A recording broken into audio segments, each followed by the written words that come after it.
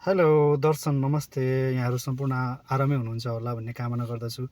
यो स्क्यामको बारेमा चाहिँ म एउटा छोटो जानकारी दिउँ भनेर चाहिँ आइरहेको छु। आजभोलि डिजिटल स्क्यामिङहरू धेरै बढिरहेछ नि त होइन। हरेक प्लेटफर्म मार्फत स्क्यामहरू बढिरहेको हुन्छ।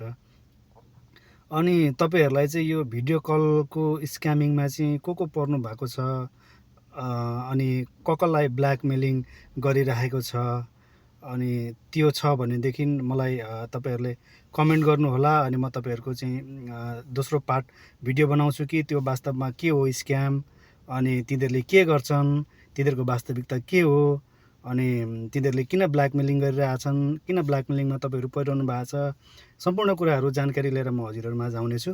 कृपया तपाईँहरूले कमेन्ट गरेर मलाई भन्नुहोला कि दोस्रो पार्ट पनि चाहियो भनेर। म त्यो दोस्रो पार्टमा चाहिँ हजुरहरूलाई सम्पूर्ण जानकारीका साथ उपस्थित हुने नै छु।